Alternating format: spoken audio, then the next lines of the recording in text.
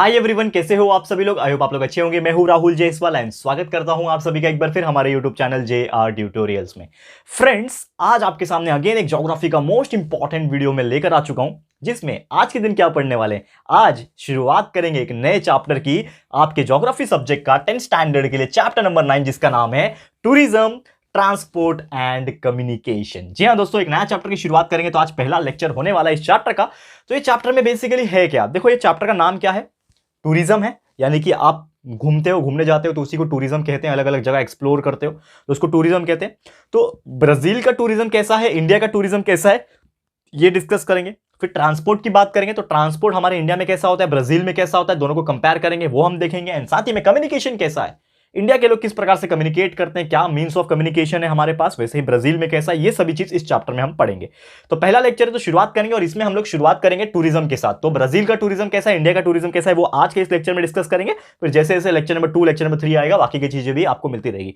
तो स्टार्ट करने से पहले मैं आपको बताना चाहूंगा कि आप 10th स्टैंडर्ड के स्टूडेंट हो, तो आप जानते होंगे कि हमने आपके लिए साइंस का पूरा पोर्शन कंप्लीट किया हुआ है। आप अच्छे से पढ़ाई करते हो, आपकी बोर्ड एग्जामिनेशन नजदीक है। आपका पूरा मैथ्स का सिलेबस कंप्लीट हुआ है, दोनों पार्ट का, आप वहां से पढ़ाई कर सकते हो। आपका हिस्ट्री, ज्योग्राफी, पॉलिटिकल साइंस है, वो भी 99% कंप्लीट है। जो भी चैप्टर से अपलोडेड है, रेगुलर लेक्चर्स के साथ हमने बनाए हुए हैं। पूरा lecture by lecture conceptual knowledge दिया हुआ है। प्लेलिस्ट भी क्रिएट किया हुआ है अलग अलग सब्जेक्ट्स के लिए, आपके 10th स्टैंडर्ड और बाकी सब्जेक्ट्स, बाकी स्टैंडर्ड के लिए भी। तो प्लीज जाइए, चेक कर सकते हो। और लेकिन आप लोग के लिए एक और चीज मैं बता दूं, वन शॉट वीडियोस आपके लिए हमने डाले हुए। मैथ्स 1 का सिलेबस कंप्लीट हो गया है, वन शॉट। जो जो चैप्टर आपको आने वाले एग्जाम में वो पूरा करा दिया है। मैथ्स 2 का एक ही चैप्टर बचा हुआ है, वो भी आ जाएगा। साइंस 1, साइंस 2 के भी रेगुलर लेक्चर वीडियोस आ रहे हैं। रेगुलर मतलब वन शॉट तरीके से, वन शॉट रिवीजन वीडियोस की तरह से हमारे 3-3 चैप्टर बन चुके हैं आई गेस। और वो आगे के जो भी होंगे वो फटाफट हम बना देंगे, क्योंकि अभी सब खत्म हो जाएगा तो सिर्फ आपके लिए ही काम करना है। घपाघप सब 10th के वीडियो से ही आएंगे एकदम फास्ट में।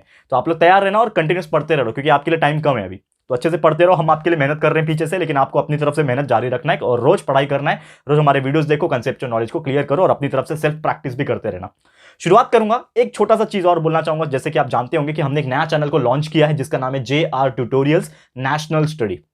तो आप में से बहुत सारे ऐसे स्टूडेंट होंगे जिनको नेशनल लेवल का एग्जाम देना होगा या फिर नेशनल लेवल की पढ़ाई स्टार्ट करनी होगी। जैसे कि एनसीईआरटी का नॉलेज अगर आप चाहिए, बेसिक नॉलेज जो आपको यूपीएससी के लिए और बाकी चीज के लिए प्रिपरेशन करवाएगा, और उसी में एनसीईआरटी के साथ सीबीएसई का सिलेबस भी स्टार्ट कर रहे हैं। तो आपने अगर हमारे न्यू चैनल को अभी तक देखा नहीं है, तो लिंक डिस्क्रिप्शन बॉक्स में है। इस वीडियो के डिस्क्रिप्शन बॉक्स में नए चैनल का लिंक मिल जाएगा, आप जाओ और उसको देखो अच्छे से, और अच्छे से पढ़ाई करते रहो। ठीक है, बस इतना ही बोलना चाहूंगा।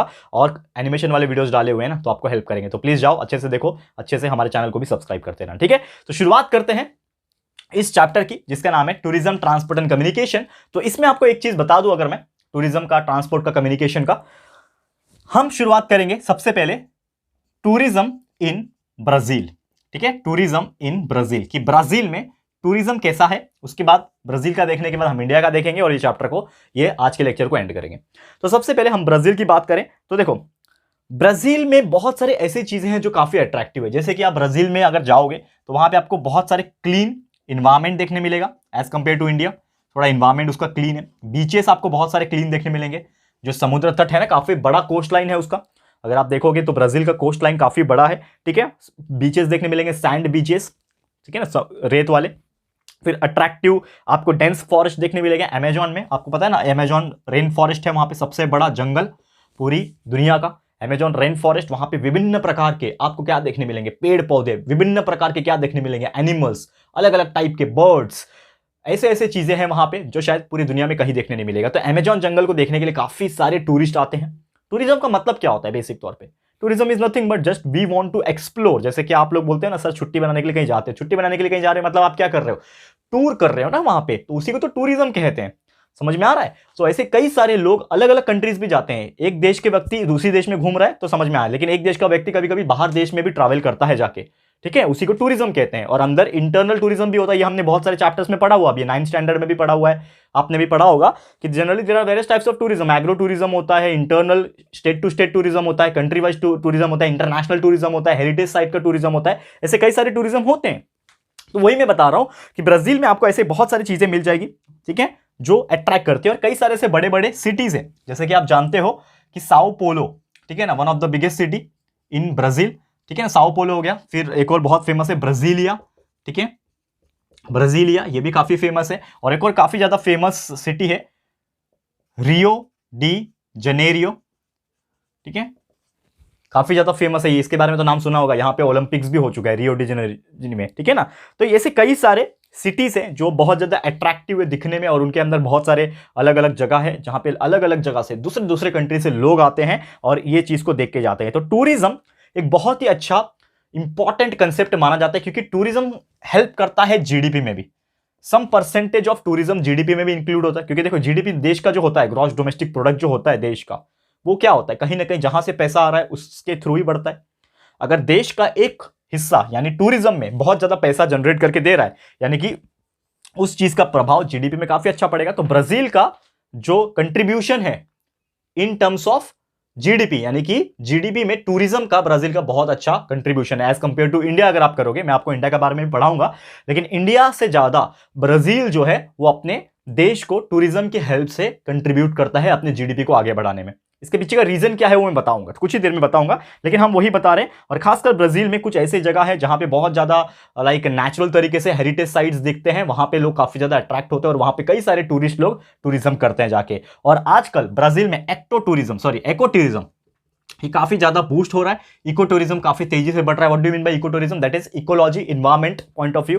लोग क्या करते हैं, किसी भी लोकल व्यक्ति के साथ, जैसे आप कोई देश में गए, कोई जगह देश में गए और देश के लोकल पीपल होंगे, उनके साथ आप ट्रैवलिंग कर सकते हो, पूरे जगह घूम सकते हो अपने रिस्क पे। तो ये सबको इको टूरिज्म कहते हैं। इकोलॉजी देखना, जंगल में घूमना, किस प्रकार का इकोसिस्टम है वहां पे वो देखना, इन्वायरमेंट को देखना, ये सब चीजों को हम लोग क्या बोलते हैं, इको टूरिज्म बोलते हैं। तो ब्राजील में ये सब चीज काफी ज्यादा बूस्ट हो रहा है। वही हम लोग टूरिज्म बात कर ले इंडिया का, तो उसके बारे में भी चेक कर लेते हैं, टूरिज्म इन इंडिया। ठीक है, तो इंडिया में किस प्रकार का टूरिज्म है, क्या क्या चीजें हैं इंडिया में जो लोग जिससे अट्रैक्ट होते हैं, अलग अलग देश से लोग आते हैं हमारे इंडिया में। तो अगर हम बात करें इंडिया की, जैसे कि आप एक चीज जानते हो कि हमारा इंडिया बहुत पुराना हिस्टोरिकल बैकग्राउंड है हमारे इंडिया में। ठीक है, हमारे इंडिया में अगर बात करोगे तो हिस्टोरिकल बैकग्राउंड सबसे तगड़ा है as compare to other countries. Historical background, क्यों हिस्टोरिकल बैकग्राउंड है? जैसे कि आप जानते हैं कि हमारा देश राजाओं का देश था बहुत पहले से। हमारे देश में बहुत पहले पहले बड़े बड़े गुप्ता एम्पायर, मौर्य एम्पायर, ठीक है ना, ऐसे कई सारे एम्पायर रह चुके हैं, राजा लोग का जमाना रह चुका है। और हमारे देश को सोने की चिड़िया कहा जाता था, बहुत वेल्थ था। वो तो अलग अलग लुटेरे आए, लुटेरे मतलब इन्वेडर्स, घुसपैठी ये बोलते हैं ना, सल्तनट्स आए, मुगल्स आए, अंग्रेज आए, ऐसे कई सारे लोग आए और हमें धीरे धीरे करके लूट के चले गए। लेकिन उनके जाने के बाद भी कुछ निशानी हमारे देश में रह गई है। जैसे कि आप जानते हो कि हमारे देश में हेरिटेज साइट बहुत ज्यादा है। ठीक है, हेरिटेज साइट्स जिसको हम लोग बोलते हैं, ठीक है, यानी कि सुंदर दृश्य काफी ज्यादा है। जैसे कि आप बहुत सारे बिल्डिंग्स हैं, बहुत सारे स्टैचूज है जो कि पुराने जमाने के राजा महाराजों ने बनाई हैं, जिसमें से कई सारे फेमस का एग्जांपल नाम देता हूं।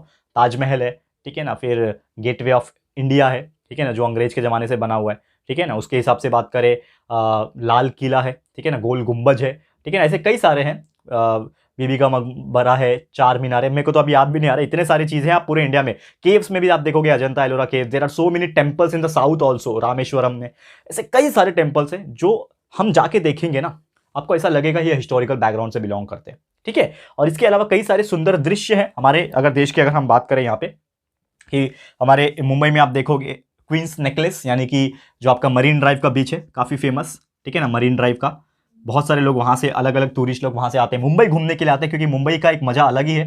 मुंबई घूमने के लिए लोग आते हैं, पुणे आते हैं, शिवाजी महाराज के बारे में जिनको स्टडी करना होता है, शिवाजी महाराज के बारे में जानना होता है, लोग पुणे आते हैं, उनके फोर्ट्स में जाते हैं, शिवनेरी जाते हैं, ऐसे उनको इन्फॉर्मेशन मिलता है। लोग गोवा जाना पसंद करते हैं, ठीक है ना, बहुत सारे टूरिस्ट लोग गोवा जाते हैं क्योंकि वहाँ की बीच बाकी बीच से अलग है, ठीक है ना, काफ़ी अट्रैक्टिव है। और बाहर देश के लोग हमारे इंडिया में इसलिए भी आते हैं क्योंकि हमारा जो क्लाइमेटिक कंडीशन है ऑल फैक्टर्स के हिसाब से बहुत अच्छा है, क्लाइमेटिक कंडीशन बहुत गुड माना जाता है, क्योंकि बाहर देश में ज़्यादा धूप नहीं पड़ती है, आप जानते होंगे, परपेंडिकुलर रेस किरणें नहीं पहुंचती बाहर देश में, इसके लिए ठंड ज़्यादा होती है बाहर देश में। धूप खाने के लिए बहुत सारे जो विदेशी लोग हैं, फॉरेन लोग हैं, जो ठंडी कंट्री में रहते हैं, जैसे रशियन कंट्रीज हो गए, जहाँ पे बहुत ठंड होती है, बर्फ गिरता रहता है, ऐसे लोग इंडिया में आते हैं घूमने के लिए, एक एक दो दो महीना आके रहते हैं ताकि गर्मी ले सके। आपने देखा होगा बीच वगैरह में आप जाओगे, मस्त पे कि बीच पे वो टेबल लगा के बैठ के ऐसा सोते रहते हैं, सन बाथ लेते रहते हैं, सन बाथ मतलब धूप लेते रहते हैं, तो आपने देखा होगा। तो ये कई सारी ऐसी चीजें हैं जो बाहर देश वाले हमारे इंडिया में आके रहते हैं, और यही चीज क्या है, अट्रैक्शन का केंद्र है। अट्रैक्शन इसी से होता है, और कई सारे बाहर देश के लोग जो है हमारे इंडिया में आना पसंद करते हैं और घूमना पसंद करते हैं, और इसी को बोलते हैं हम लोग टूरिज्म इन इंडिया। समझ में आ रहा है, क्लियर है? तो उम्मीद करता हूं कि ये चीज आपको समझ में आ गया होगा। उसी के साथ जो हमने इको टूरिज्म की बात की थी, हमारे इंडिया में भी इको टूरिज्म काफी ज्यादा डेवलप हो गया है।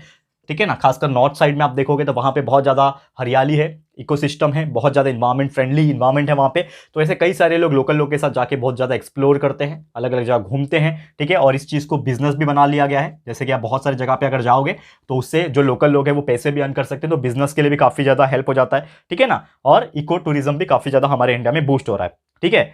अब यहां पे एक एग्जांपल के तौर पे बात करें तो ऐसे कई सारे अदर प्लेसेस भी है जो हमारे इंडिया को एक तरीके से टूरिस्ट साइट कहलाता है, और हेरिटेज साइट तो बहुत पहले से ही है, ठीक है ना। गुफाएं हैं, केव्स है, मंदिर है, कई सारी चीजें हैं जो बाकी जो देश के लोग हैं वो अट्रैक्ट उसके वजह से होते हैं, अलग अलग स्टेडियम्स हैं, ठीक है। समझ में आ रहा दोस्तों? तो उम्मीद करता हूं कि आपको समझ में आ गया होगा, ठीक है। अब इन दोनों का एक कंपैरिजन अगर मैं करूं, जैसे कि मैं टूरिज्म ब्राजील की बात किया, टूरिज्म इन इंडिया की बात किया, तो यहां पे अगर मैं दोनों का कंपैरिजन अगर हम करते हैं तो इससे एक चीज पता चलता है दोस्तों कि ब्राजील का जो कंट्रीब्यूशन है जो हमने डिस्कस किया था, और इंडिया का जो कंट्रीब्यूशन है towards the GDP in terms of the tourism, हाँ, वो कंपैरेटिवली दोनों अलग अलग है, ठीक है। तो अगर हम बात करें यहां पे कि पॉपुलेशन जो है टूरिज्म में, ठीक है, वो इंडिया का ज्यादा है, क्योंकि आप जानते हो कि हमारे इंडिया में लोग ज्यादा रहते हैं यार, उसके लगभग 10 गुना रहते हैं, ठीक है ना। इंडिया की जो पॉपुलेशन है वो लगभग 135 करोड़ है, ब्राजील की पॉपुलेशन 20-25 करोड़ होगी, ठीक है। यानी कि उसके 10 गुना पॉपुलेशन है, लगभग 10 गुना नहीं, चलो 6-7 गुना तो पॉपुलेशन होगी। यानी कि इंडिया में लोग ज्यादा है, तो इंडिया में लोग ज्यादा है, लेकिन इंडिया का जो टूरिज्म के प्रति, जो जीडीपी के प्रति जो समर्पण है, कंट्रीब्यूशन है, वो थोड़ा कम है। लेकिन ब्राजील का जो जीडीपी के लिए जो कंट्रीब्यूशन है वो थोड़ा सा ज्यादा है। समझ में आ रहा है दोस्तों? तो वहां पे उस प्रकार से लोग जो है रहते हैं। समझ में आ रहा है दोस्तों? क्लियर है? तो यही कुछ कंट्रीब्यूशन है, ये आपको ध्यान में रखना है, जीडीपी का कंट्रीब्यूशन क्या है। लेकिन हमारा मेन मुद्दा यही है कि टूरिज्म किस प्रकार होता था, ब्राजील में क्या क्या चीजें हैं जिसकी वजह से लोग टूरिज्म करने के लिए आते हैं, अलग अलग जगहों से आते हैं, अलग अलग जगह पे घूमते हैं, और इंडिया में किस प्रकार से जो होता है ये हमने आज इसके थ्रू डिस्कस किया, ठीक है। समझ में आ रहा है? क्लियर है? ओके, ठीक है। तो बस इतना ही था। आगे का जो पार्ट है दोस्तों जो हम देख पा रहे हैं यहाँ पे, जो कि है ट्रांसपोर्ट का पार्ट, तो ट्रांसपोर्ट इंडिया में कैसा है, ब्राजील में कैसा है, ये हम लोग लाएंगे, लेकिन हमारे अगले लेक्चर में लाएंगे, ठीक है। तो आज मैं इसको स्टॉप करता हूं दोस्तों। हमारा लेक्चर नंबर 2 यहाँ पे मैं मेंशन कर देता हूं, जिसमें हम टूरिज्म का कंप्लीट हो गया, ट्रांसपोर्ट का क्या पार्ट है वो हम देखेंगे हमारे अगले लेक्चर में। तो आज का वीडियो फिर इसी के साथ समाप्त करूंगा। छोटा सा वीडियो है लेकिन दोस्तों बहुत इफेक्टिव था, जिसमें आपको टूरिज्म के बारे में जानकारी मिल गई, और आपको अगर टूरिज्म के बारे में कोई क्वेश्चन पूछ दे आज के आज, तो खुद ही आप अपने ओन लैंग्वेज में लिख सकते हो, इतना आपको कंसेप्चुअल नॉलेज समझ में आ गया होगा।